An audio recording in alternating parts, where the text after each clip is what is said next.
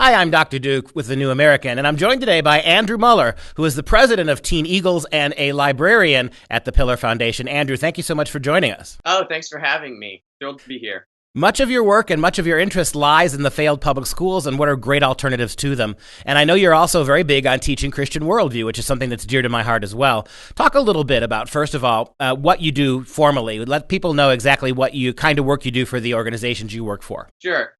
With the Teen Eagles is a student organization, and the goal of the Teen Eagles is to bring a biblical worldview back into politics and to change our culture.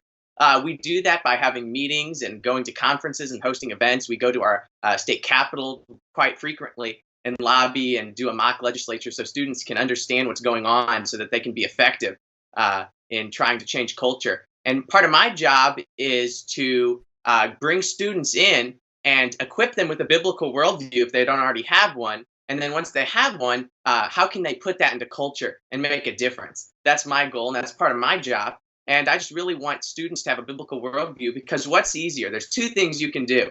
You can either change somebody's opinions on certain issues, and that's good and great, or you can change the one thing that affects all of their opinions, and that's their worldview. Worldview, it changes everything. And we want to change the worldview to make it a Christian worldview, and then that'll affect everything else in their life.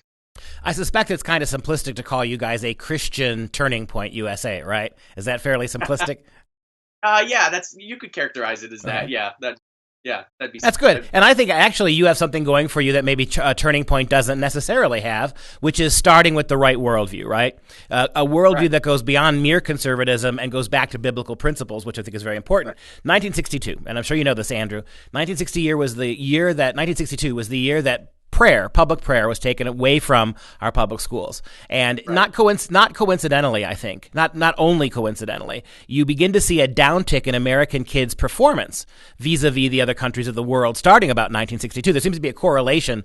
When discipline and prayer and biblical worldview formally left the schools started to deteriorate. Is this your understanding too? And take a moment and explain to us what you see as the primary problem out of many problems with the American public school system right now. Oh, that's such a great question. It's such an important topic as well. One of the many problems, like you said, is they've taken prayer out, but they've removed God. And the public education system, it's not like it's, gone wayward. It was built to fail. You look at the history with John Dewey and all these guys. I mean, this is classic, what I like to call cultural Marxism, where we're making haste slowly. We're going to change the culture by indoctrinating the youth, changing the curriculum. No wonder kids are depressed. No wonder the suicide rates are so high, because you're teaching them that they don't have any meaning. They don't have any purpose in life. There is no such thing as truth. You don't have anything like this, the 1880 Noah Webster Blueback Speller, where we're learning phonics and useful tools for your life. No, we're going to be learning about Darwinism, and we're going to be learning, sight reading and all these things. And dyslexia's up, suicide's up, all these negative things. You have to ask yourself why. It's our teaching methods, and it's built to fail. And that's what's wrong with the public education system. And when you look at the history, it's about indoctrination, changing the culture. It's cultural Marxism. And they're getting away with it because parents don't want to make the sacrifice to homeschool. I've been homeschooled my whole life. And homeschooling is a sacrifice. It's not easy. But render your kids to Caesar. Don't be surprised if they come back as Romans. And that's pretty much where we're at right now. So you have to be able to see the agenda, because there is an agenda, and that's what's wrong with public schools. And taking prayer out, I'm surprised they haven't done it sooner than they did in the 60s, because that's just the goal. It's to take away morality and absolute truth and to convince students that there is no truth. And then once you go down that rabbit hole, you end up where we are today, where gender is even questioned. Well, you began with festinare lente, that great Latin phrase, make haste slowly, right? Which ironically was Augustus Caesar's one of his favorite sayings. You brought your comment back around to rendering unto Caesar what is Caesar's. Augustus Caesar, of course, was the emperor when Christ was born.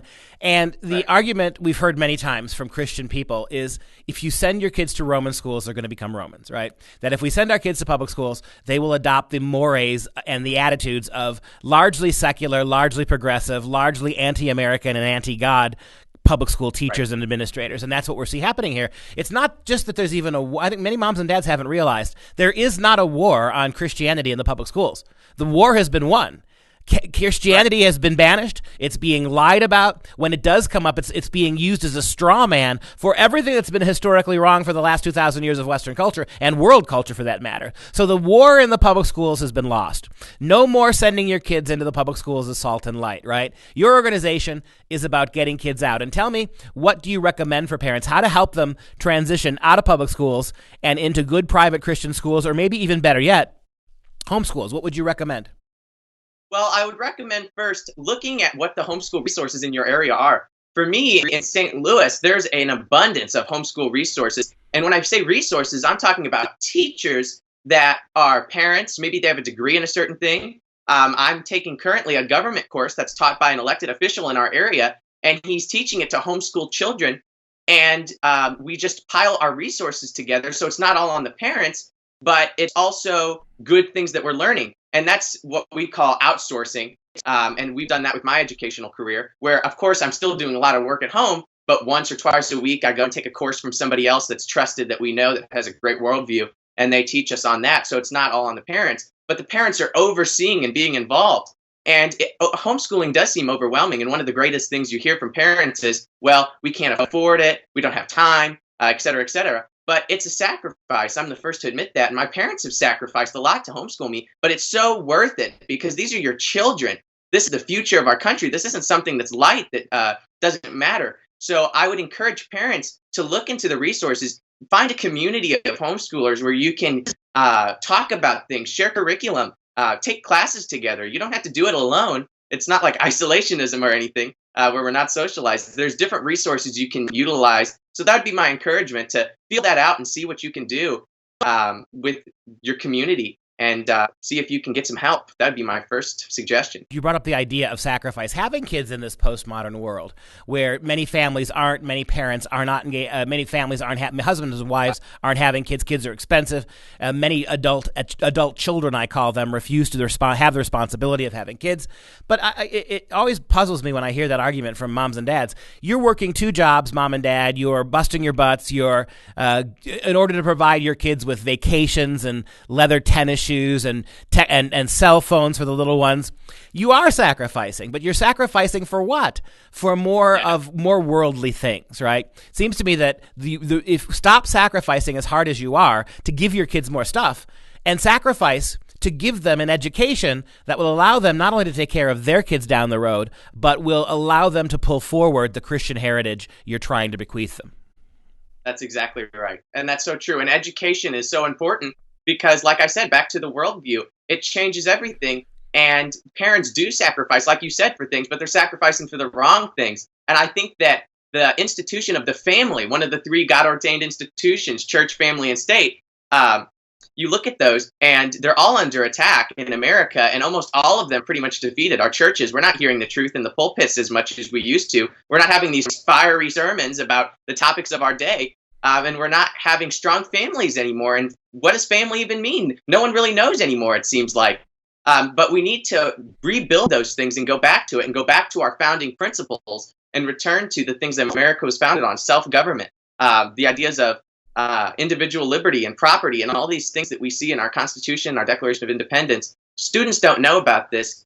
Families don't know about this. And I think the parents feel unqualified to teach their kids. But that's just not the case. There's so many curriculums and tools that they can use to help them. And homeschooling is growing, and I hope to see it continue to grow. But we have to be prayerful, we have to be vigilant, and we have to encourage people to pull their kids out of the public schools. It's like a building on fire. You don't put the building out and then rescue your kids. You rescue your kids, then maybe you can put the fire out. I doubt we can put the fire out, but let's just pull them out now while we can.